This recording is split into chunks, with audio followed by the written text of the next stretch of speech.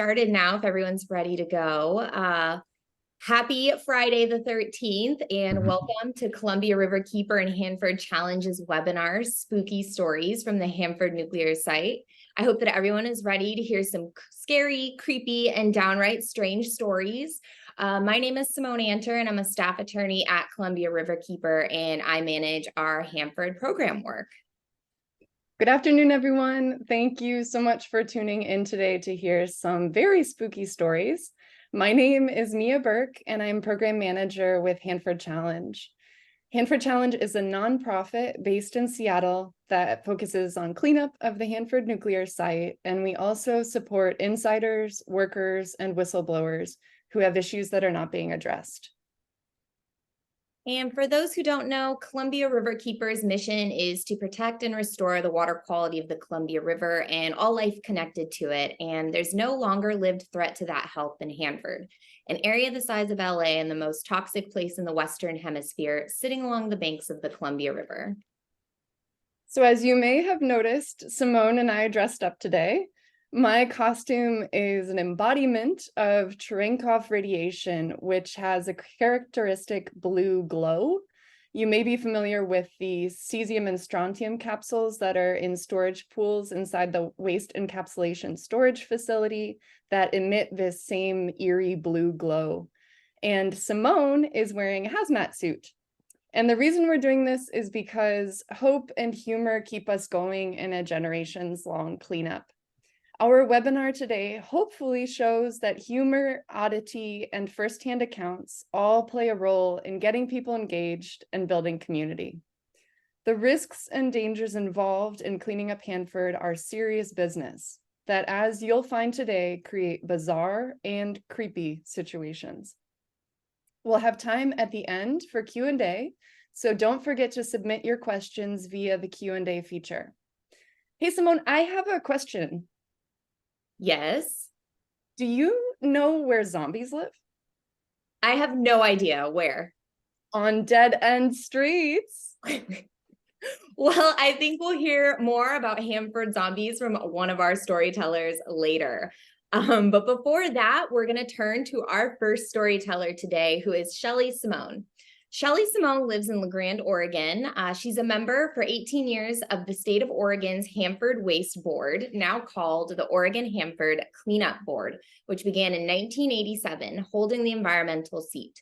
She was interviewed during the process of forming the site-specific Hanford Advisory Board and remained a member until a year ago. Currently, she contracts with the state of Oregon's Department of Energy Nuclear Safety Division and is a longtime volunteer at Riverkeeper. However, today she speaks on her own behalf. Shelly's stories today focus on the big picture of the nuclear weapons complex and things that aren't supposed to be there and those which defy explanation. With that, I will pass it over to you, Shelly.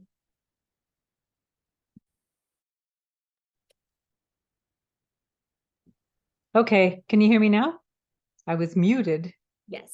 Okay, so I wanted to give a pinch of history in the management, or maybe it's mismanagement of radioactive material, and specifically look at sealed radioactive sources in our country and the thread and how it is tied to Hanford. So I want to start with I guess a little descriptor. Sealed radioactive sources are just that. They're encased radioactive material. It could be cesium-137 or radium or strontium-90 or other radionuclides that are encased in usually stainless steel, titanium, or platinum, and used in medical settings for human treatment and as sterilization material, and used in industrial settings for calibration or as heat sources that are converted using thermocouplers into energy.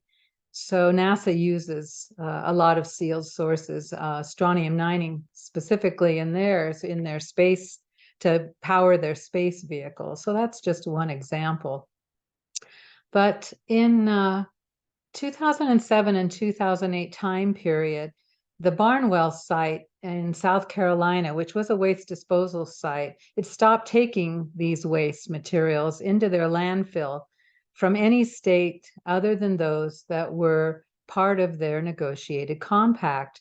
So this left 34 states with what we call orphan waste. There was no legal pathway for disposing of it. So this realization and a concern for loss of control of sources that might be out there and might become material for terrorist threats started what was called the SCATTER program, which stands for Source Collection and Threat Reduction. And beginning in Florida, at the University of Central Florida, there was a first call out to anyone in the state for collection of no longer used sealed sources. And in that first month and a half, brought in 2,500 sources that needed disposition. So mind you, this was only the first state that had been queried about this kind of material. As of 2019, the number retrieved is about 31,000 plus medical sources, and then another 34,000 sources that were used in industrial, like radiography sources, so materials sciences and that kind of thing. From these numbers, it's pretty easy to surmise that there are thousands of sealed sources out there. And the question is, how many don't we know about? So during this time, waste control specialists, waste site down in Andrews, Texas, opened in the May of 2012. And it took until 2015 with nuclear regulatory agency revisions to be able to have a regulatory pathway for these higher level sources. And at about the same time, interestingly enough, the International Atomic Energy Agency realized they've got to get a handle. We all do internationally, and they developed a catalog of sealed radioactive sources and devices. And that catalog contains photos and descriptors of over 5,000 different types, different kinds of sources, and about 4,000 different kinds of radioactive devices, and includes over 1,000 manufacturers and suppliers of sealed sources. So in the 1970s at Hanford, we're finally back out west, workers precipitated out cesium and strontium from the tanks. I think there were about 17 of them that had this material with a chemical called ferrocyanide. And they collected the radionuclides from the bottom of these tanks because the desire was to lessen the thermal heat load in these tanks and try to get some stability and make them a little bit safer. But interestingly enough, there was also a market for that material, and it went out into the world through a 2003 program at Los Alamos that and so this material was either sold into the market, into the industrial market, or it was leased out material that was used for sterilization and also for some industrial use. So eventually, there was a leaked cesium capsule in Decatur, Georgia, and that sort of was the canary in the mine for realizing these things did have some kind of limited life. And I think there was also another capsule, that cesium capsule, that started to show some friability and some cracking. And so DOE decided to recall all of these leased capsules back to Hanford site for storage at the waste encapsulation storage facility. And there's about 1,900 plus capsules that are stored there underwater, creating that Cherenkov blue glow that Mia talked about. So in the process of rounding up, trying to track down these leased strontium and cesium capsules, it was discovered that some of the capsules were sitting in a lab that had gone bankrupt in a suburb of Denver. And the finishing touch to this story, my story, is that the door to the facility was found to be not locked. So it's pretty alarming the Cavalier Way in the past, that material was dispersed and not tracked. And hopefully now we're gonna, we see that there's a better database for a lot of this material. And so that's my main story. I had a couple others from Hanford specifically. There was a bank of huge stadium-sized lights that stood out in the desert area just out west of the plutonium reclamation facility, part of the plutonium finishing plant. And those lights were on 24/7. And when I was out touring one time and standing there, I asked, why the heck are those lights on at 1 p.m? And I was told that no one knew where the power supply was to shut them off. And they wouldn't talk about why they were out there. So that's one scary story. Another strange one is that there was a fruit tree that continued to grow for years and thrive near one of the nuclear reactors out on the river. And during the interim safe storage, which is the decommissioning and the cocooning of that reactor, it was discovered that a hose ran from that reactor out to the tree and was still running and covered in duff and leaves and dirt over time and forgotten. So that was another curious story about imaginations on the site. And then lastly, workers were disassembling an electrical box and removing it during decommissioning and decontamination, and found a quart jar with material of some sort hidden behind that electrical panel. So those are my stories. Disconcerting more than creepy, I think.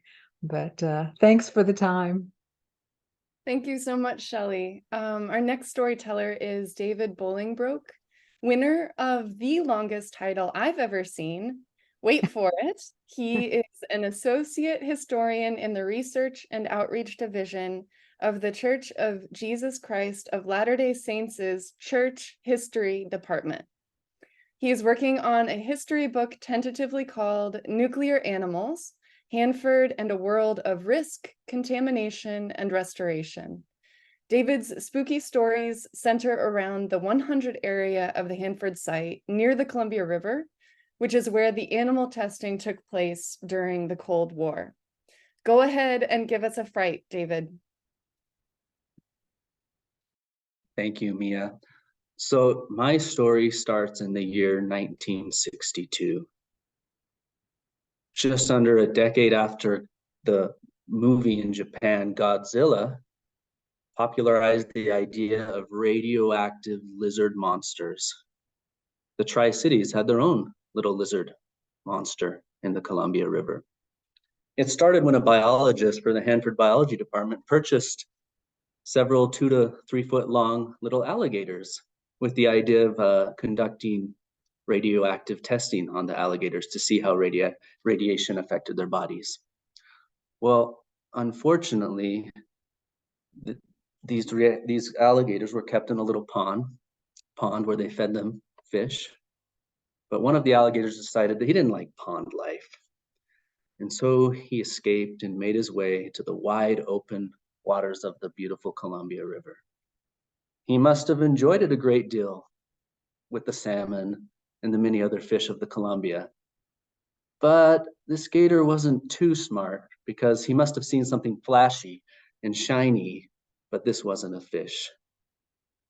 And he was hauled in by line to greet a surprised Columbia River fisherman. He must have thought, wow, what a catch. An alligator in the Columbia River. So he took it down to the local BB&M sporting goods store in Richland, and they put it in a case for display. Well, by then the story was making the rounds, and the biologists at Hanford realized that their little alligator was now on display. So they went to the BB&M and they confiscated the alligator and took it back to the lab. Well, the fisherman was very upset. He came and he threatened to sue, and they did all they could to calm him and successfully convinced him that his alligator was property of the lab at Hanford. So the biologist said, well, what are we going to do now? We still have these gators. We have to prevent an escape. So they pinned down with boards to make sure that there were no escape pathways out from their holding pen. And they were sure this time that no escape would happen. But the alligators were much more resourceful than their prison keepers anticipated. And this time, 5 of them broke through the boards of their pens and bolted for the Columbia. The biologists were worried that they were going to face a PR disaster like last time. So they thought, well, what can we do? And in fact, one of the alligators that escaped was irradiated. So it was hot. And the little mutant was lost, along with 4 others. So they thought, well, what if we leak the story to the press? That's a good idea. Last time, the story got ahead of us, caught us by surprise. Well, this time we'll tell the newspaper that the alligators have escaped. And that way we control the story and it won't surprise us. And so they did that. And the day the newspaper in Tri-Cities said 5 alligators escaped into the Columbia River was when an inspector from General Electric came to see how the biology department was doing.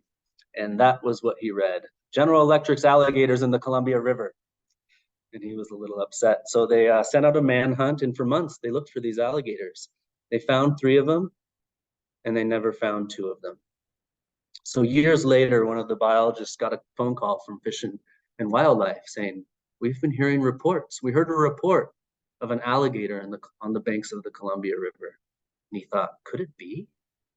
Could one of those alligators had survived? Surely not the one that was contaminated, it would have died. But could the other alligator have survived and still be alive in the Columbia? Well, eventually he heard that the story came from a bar, so he dismissed it and said, no, it cannot be. So that's the story of the alligators in the Columbia. So a couple other stories centering on the biology department. One year in 1964, on election night, when LBJ defeated Barry Goldwater, there was something else going on at Hanford. The biology lab, the fisheries lab, was burning down. And some of the workers rushed to get all of the remaining materials they could save out of the lab. And firemen were there as well. And there was ankle-deep water in one of the hallways. And one of the firemen who had been helping put out the fire, he came running down the hallway screaming, radiation, radiation, radiation. And they looked in the water, and the water was green and glowing with an iridescent green. Well, it turns out that it wasn't radiation this time. It was a false alarm. And what had happened was the water had gotten into a little box of green dye in one of the offices, and the green dye had cascaded through the water as it flowed down the hallway. So my final story has to do a little bit less on the spooky side and a little bit more on the gross side, which that happens sometimes with the biology department on a nuclear lab and all the animals that they're working with. But they would catch these fish down at Ringgold that they can then conduct studies on to monitor whether or not radiation was reaching the food chain in the Columbia River.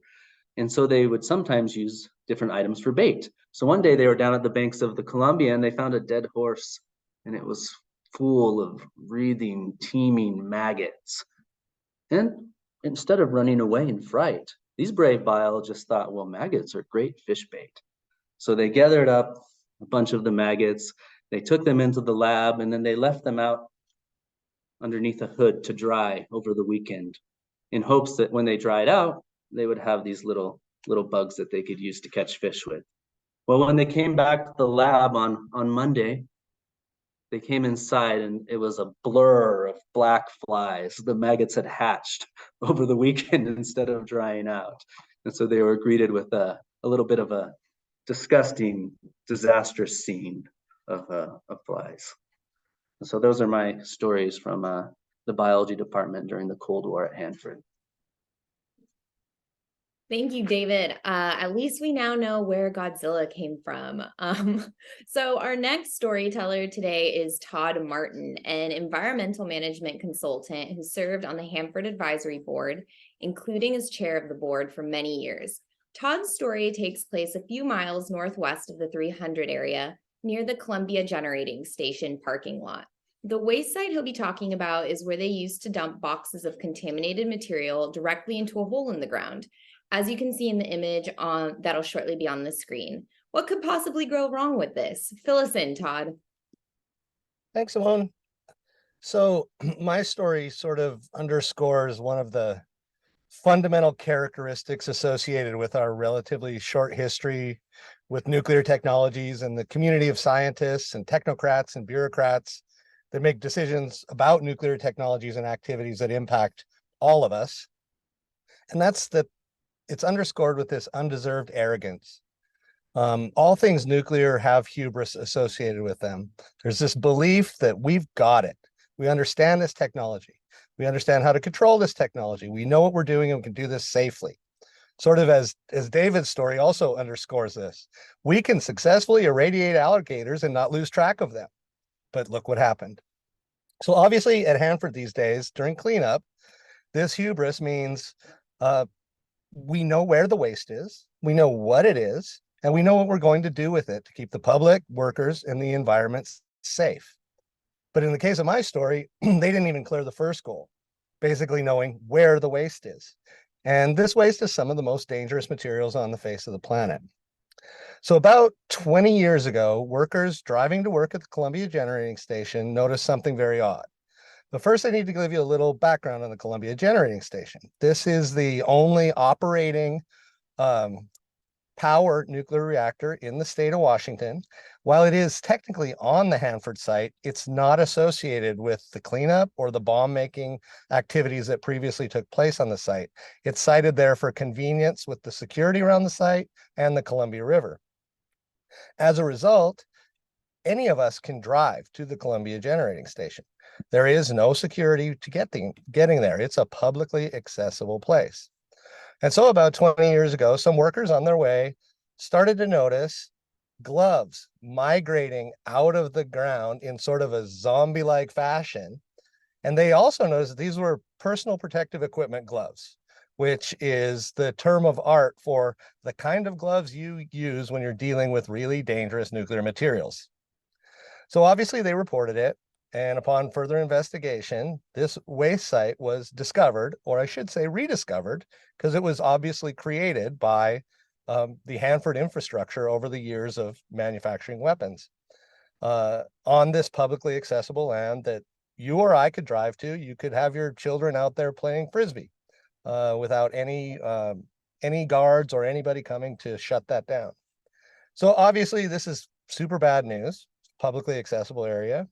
The flawless system of tracking waste sites at Hanford had somehow lost track of these two waste sites that contained spent nuclear fuel and high-level radioactive waste, which are two of the most serious wastes we have to deal with. The only bit of good news was that the gloves were empty. They weren't full of hands, so it actually wasn't zombies. And that, I guess the next piece of good news is they're currently cleaning that up and almost done. But it's just a great example of how when we think we've got it, we lose track of a very important waste site in a matter of years. And that's my spooky story, Simone. Todd, I don't know what I would have done if I saw zombie gloves crawling out of the ground. That is so creepy. So next up we have Dirk Dunning. Dirk was a registered professional chemical, nuclear, environmental, and systems engineer. He worked for the citizens and state of Oregon for 25 years, reviewing technical and policy matters at Hanford and offering solutions and changes. Dirk's spooky story takes place many years ago at the SY Tank Farm in the 200 West area of the Central Plateau, which is in the center of the site. The tank Dirk will be referring to is a huge underground storage tank that stores high-level radioactive waste. So imagine an Olympic-sized swimming pool, and that's how much these tanks can store. We are sure to be in for a scare with this story. Take it away, Dirk. Thank you. There's so many strange and scary stories from Hanford. The story I have to share with you today is about things that go bump in the night. Take yourself back to a January day in 1993, Monday, January 25th, to be precise, at about 2 in the afternoon. It was a very mild, overcast January day with the sun peeking through low overcast clouds. Tank farm workers were at work, with some snug and warm in their offices. All was the usual boring normal.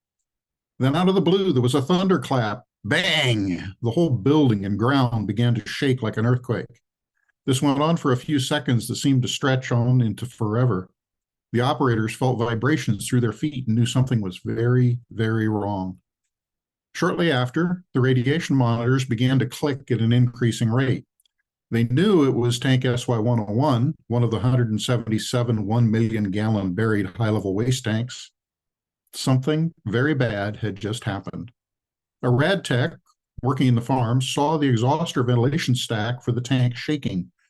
The radiation monitors registered 4 millirem per hour at the exhauster stack. But what had happened? No one knew. Then on February 8th, another Monday, it happened again. This time the stack radiation levels reached 60 millirem per hour, 6,000 times background levels. Was there something special about Mondays? No one knew. Researchers at the Pacific Northwest National Lab and D.O.E. staff and contractors speculated about the cause. They knew fairly quickly that the tank was suffering a serious gas release event. They're quite fond of language like that, gas release events. In time, it came to be called by other names, the bumping tanks, burping tanks, and others. But why did it happen? What happened? Would it happen again? And just how hazardous was it? There were radioactive gases in the air, though the workers could and did wear masks in hazardous areas. With gas blowing in the wind, which areas were hazardous? Everyone was on edge. Expert panels were formed. Exclusion zones were set up. Work was temporarily stalled and halted. By December, there were half a dozen burps. They knew then that these were rollover events. Cameras put into the SY-101 tank eventually caught a rollover as it happened. It was a truly violent event. A huge bulge had formed in a crust on the surface of the waste in the tank. It was some sort of solids that formed a cap on the waste. That grew higher and higher, and then it popped. A huge amount of gas vented suddenly. The whole contents of the tank rolled over and fizzed. The tank shook, the ground shook. From December to January of 1994, there were 10 more bumps. Clearly, something had to be done. Researchers sampled the gases and determined that they were a complex mix of things that should never exist together.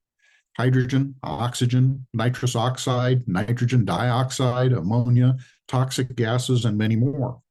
Oxidizers and reducers, fraternizing and hanging out together, made an explosion of very real possibility. The hydrogen levels were over 6% in the venting gas, far above the explosive level.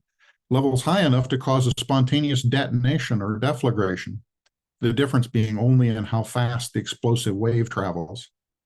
How much pressure could it create? Could that shatter the tank top? Could it blow it off, lifting 7 feet of dirt covering the tanks? When the experts analyzed how explosive the gas was, they found that it would only take a spark with 7 millijoules of energy to set it off. That's a teeny amount of energy, about the same amount of energy as of a coin falling about an inch or two. It's nothing at all. Any common spark has far more energy than that. If an explosion happened during a rollover, it very well could blow the entire top off the tank. That would dump tons of dirt into the waste, spraying waste into the sky. It would be bad, very, very bad indeed. They designed a 60 horsepower mixer pump to lower into the tank through the manhole. They tried pumping the waste inside the tank to circulate it. That worked a little. It didn't solve the problem. Ultimately, what did solve the problem was adding water to dilute the waste to twice its volume. The waste had become too concentrated. It precipitated a mat of aluminate and other compounds as crystals, floating on the dense, high-level, extremely radioactive liquid waste. As the radiation broke apart the water and chemicals in the tank, they reformed it into all sorts of nasty gases that rose up under the mat, lifting it. When the bulge grew large enough, the mat burst. As the pressure released, the gas trapped underneath was released. With the pressure gone, the liquid waste released dissolved gases like popping the top off a shaken fizzy drink. The gases boiled out of solution violently, decreasing its density. With the liquid on that side of the tank now much less dense, the heavier waste on the other side of the tank flowed under and sideways, pushing the now lighter waste toward the surface, releasing even more gas. The entire tank contents rolled over, releasing hundreds of cubic feet of explosive toxic gases and tens of curies of radioactive material into the air with each event. Stopping that from happening resolved a major safety and disaster hazard. However, it didn't stop the reactions. Those continue to occur, releasing radioactive gas, though more slowly. Just another day at Hanford. In 1994, I managed to pressure D.O.E. into inviting members of the Hanford Advisory Board to tour the plutonium finishing plant. This was to be the first tour of the plant by outsiders in its history. Seeing this opportunity, D.O.E. workers were able to organize a tour for their families the week before, making our tour the second tour. To go through the building required first going through training about all the dangers in the plant and what to do. We had to get our death dosimeters in case there was a criticality accident, a rapid, uncontrolled reaction, a miniature nuclear bomb going off. We had to learn about all of the alarms. Most striking was the criticality alarm, the AUGA alarm. It was unmistakable for anything else. The instructions were equally unmistakable. If it went off, we were to immediately run to the nearest exit as fast as we could. If someone fell, we were instructed to jump over them and keep running. During the tour, a worker was doing maintenance on the criticality alarm system and accidentally triggered it, forcing an all too real sounding of the AUGA alarms and immediate emergency evacuation of the facility and all of us into the parking lot. People were breathing hard with eyes very wide open. I was talking to a senior D.O.E. manager as we were being surveyed for contamination. I commented how impressive it was that the criticality monitors here at PFP could detect a criticality all the way over at SY-101. And in the distance, we could see the crane that in the coming days would lower the mixing pump into the tank. His only reply was, "That's not funny." I thought it was pretty funny. I still do. SY-101 wasn't the only tank to have these rollovers or burping, bumping events happen. It was only the most severe of them. A neighboring tank, SY-103, did as well, along with at least 5 others. It was a chemistry problem. It was something no one anticipated could happen. But isn't that how it always is? We were all lucky back then. None of the rollovers turned into a catastrophe. That is the story of things that went bump in the night at Hanford. Thank you, Dirk. Simply put, that is terrifying. Now, our last but certainly not least storyteller today is Tom Carpenter, the founder and former executive director of Hanford Challenge. Tom's story takes place in the city of Richland and occurred in the early 1990s when he was working as a lawyer for the Government Accountability Project. I've got a creepy feeling about this one. The floor is all yours, Tom.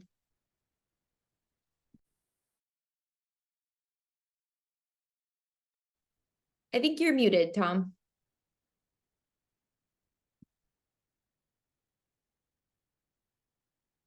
Is that better?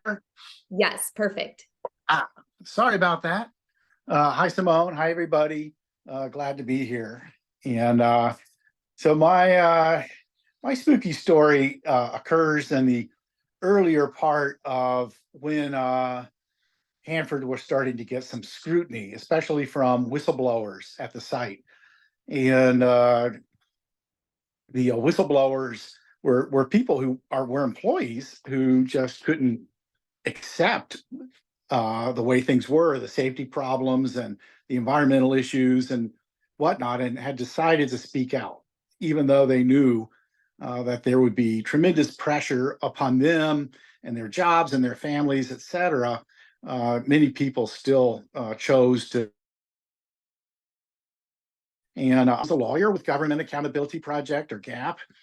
I was based in Washington, D.C., and we were so busy with all these concerns that we ended up establishing an office in Seattle. And So I would take trips over to the Hanford site to meet with these whistleblowers, and it was kind of a low level war between GAP and Hanford. They desperately wanted to know who we were talking to and what was being said, and so there was a great deal of surveillance. And surveillance in the traditional sense of somebody's watching you all the time. One of my first trips out there, I was picked up by a helicopter, my rental car. I'd gotten out of the car to take a picture of the facility from the road, and that got me a helicopter and then a follow vehicle, and they just stayed with me the whole trip there. And the follow vehicle was a van that was a black van with gray tinted windows, and it was pretty ubiquitous. And they made no secret of their presence. It was overt harassment. And I was helping a guy named Ed Bricker, and we saw a guy walking back and forth with an earpiece in front of his house. And so anyway, that we would go out and confront him, he'd run away, etc. Well, so this became such an issue that, and one of our strategies, of course, is to shine a spotlight on what's happening. So we had invited some reporters from KOIN reporters down in Oregon to come and interview some of the whistleblowers.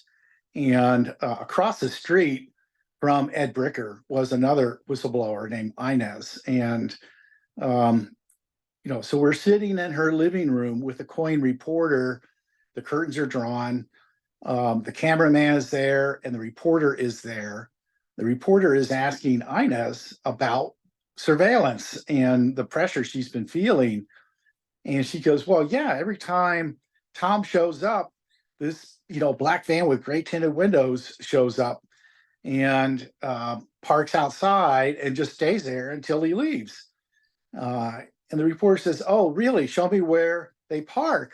So she flipped open the curtain and there the van was. And it was like, what? And so he told the cameraman to run outside and get footage of this van. So they got footage of this van roaring off down the street with the cameraman, trying to get good coverage of that. We later got the evidence of this van by we representing another whistleblower. We used subpoena power against one of the contractors, Battelle, for all of their vehicle purchases. And we said, we want every vehicle purchase you've got. And sure enough, right at the bottom of the list of this giant stack of papers was a purchase order for a technical surveillance van to be used, in conjunction with the state or to root out insiders, etc. And it was a $250,000 van, which back in, in 1992 or whatever this was a lot of money.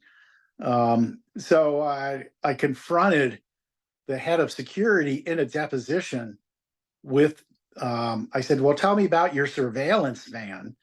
And he goes, well, that's not our van. That's Battelle's van. This guy worked for Westinghouse. I said, well, how many times was it used against whistleblowers and against me? And he became very flustered and started like, how do you, and the attorney for this guy finally woke up and said, if there is such a van, and, because I hadn't laid a foundation for it. So I said, okay, well, is this your signature, sir? And it was the signature on the purchase order. He goes, he looks at it and his eyes bugged out. He goes, where did you get this? And I said, well, I got it from you. He goes, this is classified. You can't have this information. I said, well, it was produced to me by your counsel. That's your signature, right? He goes, "This deposition is over," and he stormed out of the room. But that was kind of the end of that ban after that. But there was a lot of surveillance and a lot of stories from folks out there during that time frame. And finally, we blew the lid off of it by the same technique of getting their purchase orders for surveillance equipment, which showed millions and millions of dollars of taxpayer money were used to illegally purchase this equipment. And it was illegal because they didn't have warrants, they didn't have court orders. They just went and did it because they could, and there was no one watching. And that resulted in congressional hearings and Time magazine coverage, et cetera. So anyway, that was a pretty sad little slice of history at Hanford. And it kind of ended not too long after that. But there were some stories of people being run off the road and all kinds of things like that. But that's for another day. So that's my spooky story about Hanford. That is legitimately creepy, Tom. And I honestly can't believe you lived through it. And then also so glad you shut all of that down. It's a piece of Hanford that's not usually talked about. So thank you for sharing that story. And thank you to all of our storytellers for sharing those simply terrifying tales. I wanted to share a fun fact with the audience. While we were prepping for this webinar, Todd noted that the storytellers collectively have over 150 years of experience working on Hanford, and that sure is a long time. So thank you for joining us here today with all your experience. And now we're going to open it up to questions. So please add your questions to the Q&A feature, and Simone and I can help read those off and see who they're directed to. Yeah, and it looks like we have one question already from Luke, which Todd, this is directed towards you. Luke wants to know, how are they cleaning it up in reference to that waste site by the Columbia Generating Station? So I did respond to Luke, and basically what I said was there's an effort was made to essentially dig up the waste, and it's buried then in the central part of Hanford at a permitted waste facility. So it's really going from one burial ground to another, hopefully a better one. But what I wasn't certain about, and maybe Mia or Dirk or Shelley or Tom knows, was whether the spent fuel and high level waste that was in 618, 10, 11, which is the designation for these burial grounds, was actually separated out for a different legal disposal path, or they're just dumping it in the environmental restoration disposal facility as well, because I'm not sure. I can answer that. A lot of it was, what they did is they used very large augers to drill down through the caissons and various pipes and whatnot to thoroughly mix the waste with soil and add grout to it. And then they would exhume those as monoliths and drag them off to ERDA for disposals. That the waste has within it high-level nuclear waste, it has spent nuclear fuel. The environmental restoration disposal facility is not a place for that waste, but that's where it went. And some of it remains in the burial grounds, but for the most part, it went off to ERDA. So Dirk, based on the Nuclear Waste Policy Act, that's illegal dumping of that waste, just for clarification on the call. Yeah. We have another question, and Todd, you might be able to answer this one. On one tour, we had pointed out to us a place where dead bodies go to be examined. Any spooky stories there? There's a long history of the Atomic Energy Commission and the Department of Energy. It's collecting body parts, appendages from folks who they believe to have been or actually were exposed at Hanford, and taking those for study, oftentimes without any consent from the victim's family. And one of those places, there was a registry, a small nondescript building in Spokane, where a lot of these bodies were collected and studied. I don't have a lot of details. Somebody I used to work with has written extensively about this, but I don't have all of his knowledge. So yeah, I don't know the current status of that program, but it has been one in the past and is quite spooky, both from a public policy standpoint and from the actual activity that they were performing. Actually, this was a nationwide program. It wasn't just at Hanford. I stumbled across it at the Fernald site, where the medical doctors there, who were actually just veterinarians, apparently, had collected the corpses of dead workers and then would have them assayed for thorium and uranium in their body tissues. And the way they were caught was a local chapter of a doctor's group against the wars, basically, and I think David Eagleman was a guy's name. Ran across these studies in medical journals. The incidence of cancer among workers at a Ohio facility handling uranium. And he's like, what?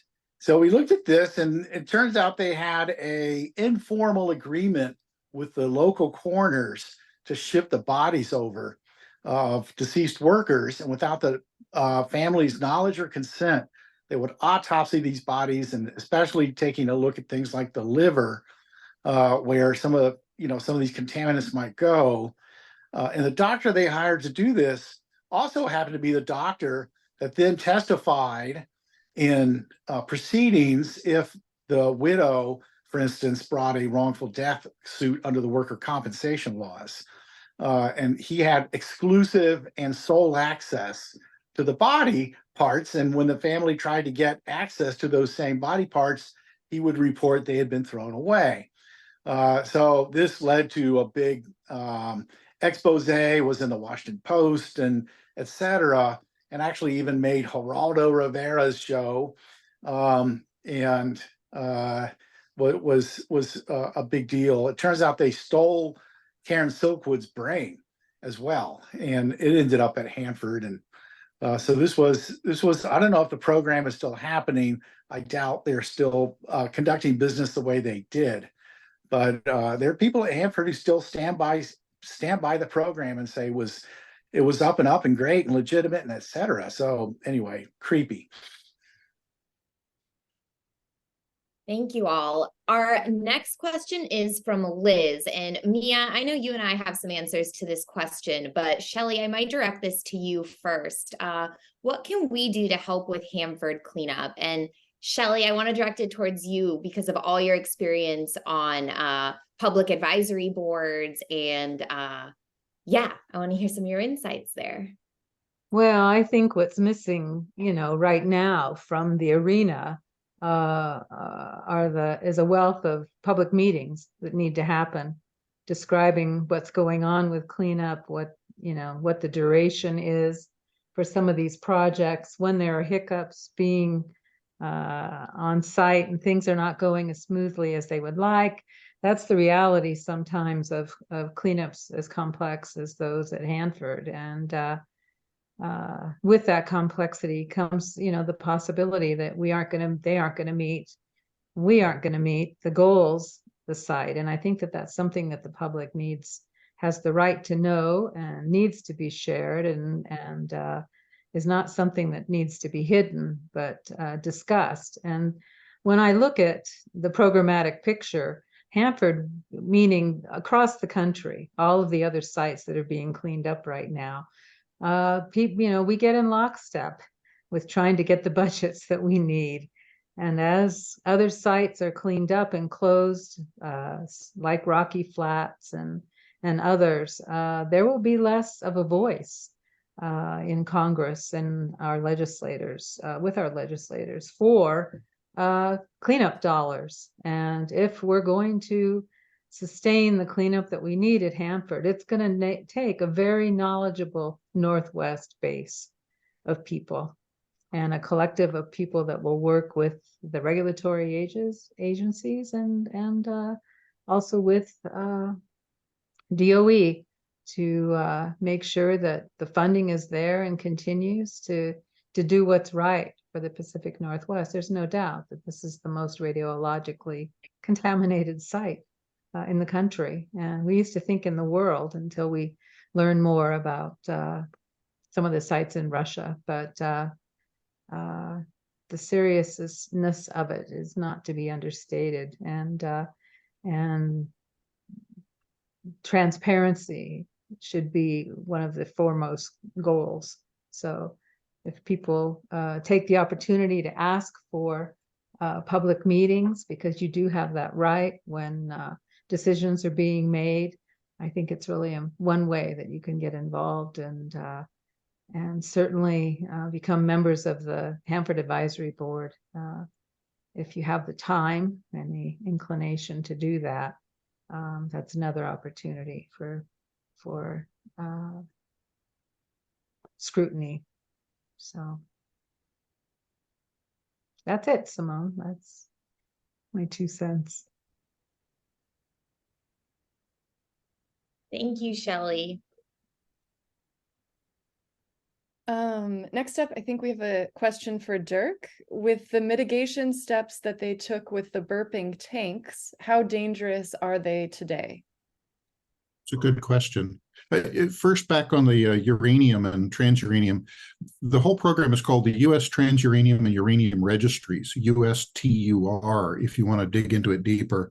It also ties together with a bunch of work that was done on following Hazel O'Leary's, the then Secretary of Energy's, releasing of a huge amount of information in the Openness Project, where she documented and released to the public, to the great dismay of the White House and others, that the U.S. Department of Energy had conducted radioactive experiments on human beings unknown to them in the United States, including injecting people with plutonium and other things. There was a lot of ugliness in that program to dig back through. For the burping tanks, the waste has been changed considerably since then. A lot of that waste is now in double shell tanks. The single shell tanks have been all, I won't say they're dried out. What they did is they pumped all of the pumpable liquids, but that leaves leakable liquids in the bottom of the tank that they couldn't pump. You know, whenever you pump liquids out of something, you end up breaking suction and then liquid drains back in. The wastes are also loaded with caustic, which pulls moisture out of the air, and so they're continually refilling a little bit. And there, you know, Gerald Paulette particularly has been leading an effort with a couple of the single shell tanks that are continuing to leak today, that leakable liquid, which is high level waste.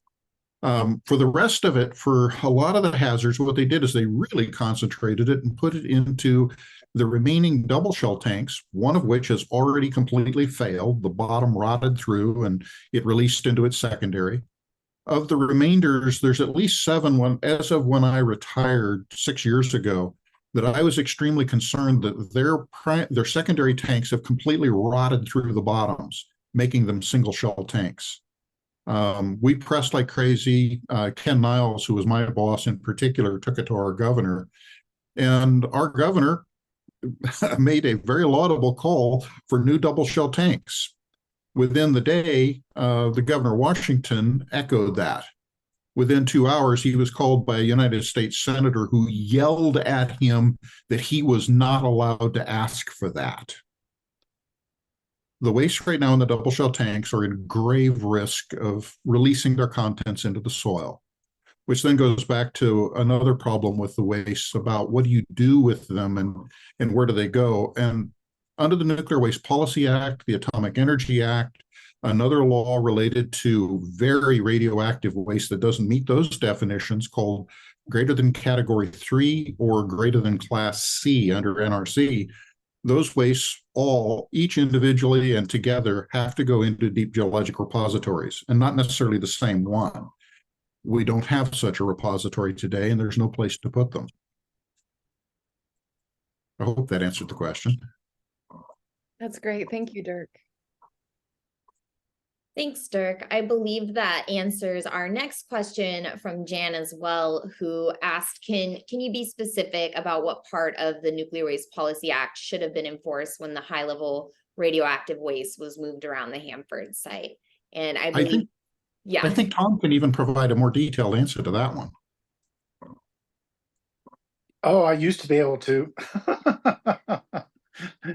But, I'd have to look at it again to remind myself of the provision in the Nuclear Waste Policy Act. But there are very specific definitions, legal definitions of what high-level waste is and what other kinds of waste, and then how that waste needs to be disposed of.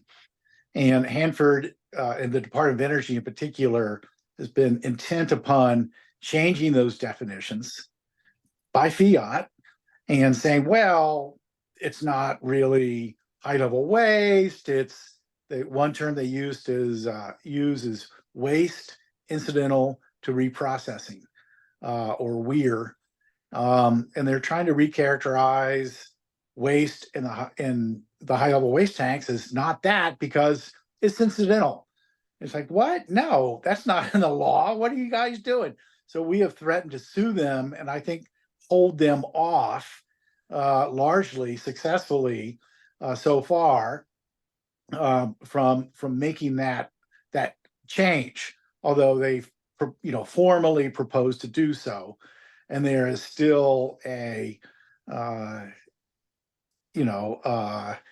proposal out there that they took comment on, but 3 or 4 years ago now, and they haven't acted on that, to my knowledge, having to do with a couple of the tanks. So, but yeah, there are briefs on site that I helped write, and that Jeff Fettis and others from NRDC were part of, and that explains those provisions pretty succinctly. Thanks, Tom. We have a question that I think any of you could answer. Is there an identifiable group with money looking for a safe way to dispose of this waste? Is anyone looking at outer space? Where is the waste from the 23 nuclear sites licensed by the Bush administration being stored? Who wants to, Dirk, do you want to take that? I'll take a shot at that. There have been many different attempts at siting high-level nuclear waste repositories in the United States. DOE had a successful effort, sort of, in South Carolina, and that got abandoned early on. They then tried one in the central U.S., and that failed. They tried at Yucca Mountain, where that one has serious problems. They tried looking at boreholes and drilling into North Dakota or South Dakota, and they were looking at basically lowering million-pound containers of nuclear waste down boreholes, and you could just imagine what the likelihood is you're going to drop one of those and what happens then. There was also all kinds of other problems with that proposal. Basically, the nuclear waste is very difficult to deal with. The Finns, in particular, have a site at Ukkolukko, I think it's Ukkolukko or something like that, where they're looking at burying it deep underground in a solid rock. And the fundamental question they get to, and the folks involved there's a really excellent documentary on it. They get to the end of it, and it's like, they wonder, is it better to remember that the waste is here, or is it better to intentionally forget? Should we try to bury it and make everybody forget it's here, or do we need to guard it forever? These wastes essentially have to be guarded forever. The plutonium and other fissile materials in them only get better with age. And all total today, we have over 1,000 metric tons of weapons usable plutonium in the world, with more accumulating all the time. And there's no answer to what to do with it. In the 1990s, about 1995, the US government, along with Russia, entered a program to try to figure out how to remove 50 metric tons of plutonium from the weapon stockpiles of each nation, and to then figure out what to do with it to get it out of weapons.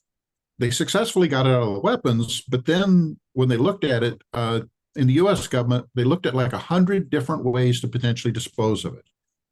One of those was to launch it into space. And when they calculated the risks of an explosion of a space shuttle or whatever in launch, it was just a nightmare scenario. And so all of the space options went out the window.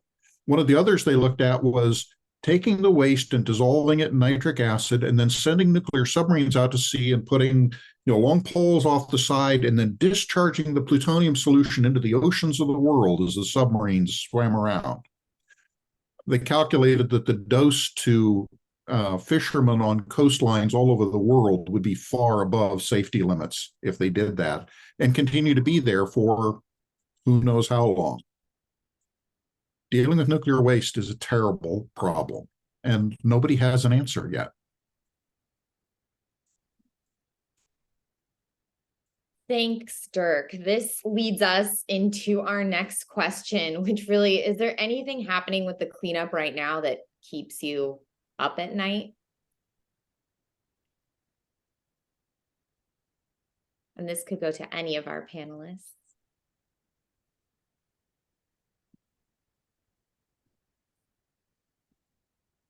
We could also, if each of you wants to give your your number one spooky thing that's keeping you up at Hanford, we can go through as well. I'll start with one. The one that is on its way to being completed, and I don't know where it's at, and I'd love to hear answers because I have not been following closely. Back around 2010, an engineer inside D.O.E. and myself together ended up identifying the facility where the cesium rod or the cesium capsules and strontium capsules are stored as an incredible catastrophe hazard.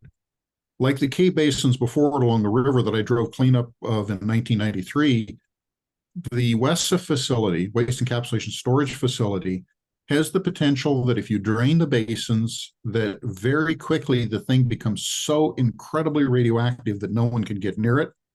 The temperatures go climbing into very high levels, the concrete falls apart, the building collapses, and the capsules begin failing, with perhaps half a dozen of them failing within a month. And then as waters pour down through the facility with rains and things, it migrates to the surface and spreads across the site. As it does that, it contaminates the waste treatment plant and all the nearby sites, making those facilities unoccupiable and unusable. And so we drove an effort to try to get the waste capsules out of those facilities. And that process is now ongoing. I know they poured the pads and they've designed the waste storage containers to get the capsules out. And they're supposed to have it out about now. And I think it's still in progress. But that one still kind of keeps me up at night.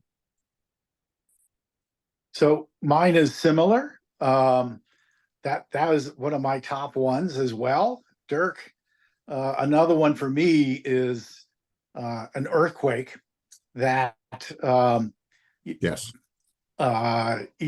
causes the failure of multiple tanks, and you would have similar issues, not just at WESIF but within the tanks, and there's a whole bunch of other kind of facilities that are temporary holding pods for some really incredibly dangerous stuff. A small percentage of which, were it to be released into the environment, especially into the air, would be an unparalleled nuclear catastrophe. And that's really saying something following Fukushima and Chernobyl. It would be worse. And that's, that's something that really needs to be looked at, is making sure we don't step over into that kind of catastrophe. So time is not on our side. I think the closing that I would add is that all of this can be very scary, but the only way we solve it is if we pay attention to it and we work to solve it together. And the efforts now are as important as they ever were in the time we all worked on it. But I know I won't speak for the rest of you, but my time in working on the issue is over. I'm truly retired. My time is done.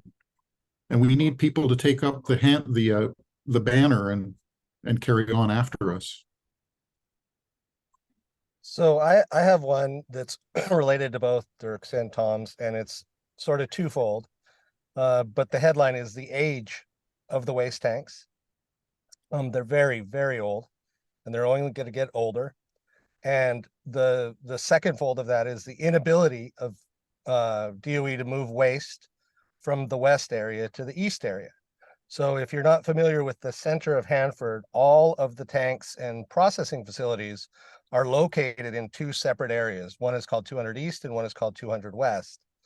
The facilities that we have even a modicum of confidence in that they can perform in terms of storing and hopefully eventually treating waste are all located in the 200 East area, which is several miles from the 200 West area. And there currently is no way to take waste from the tanks in the 200 West area and move it to the 200 East area. So if we have an emergency there, it's a very real emergency. Also, my editorial would be there's really no plans to develop such a capability at this point.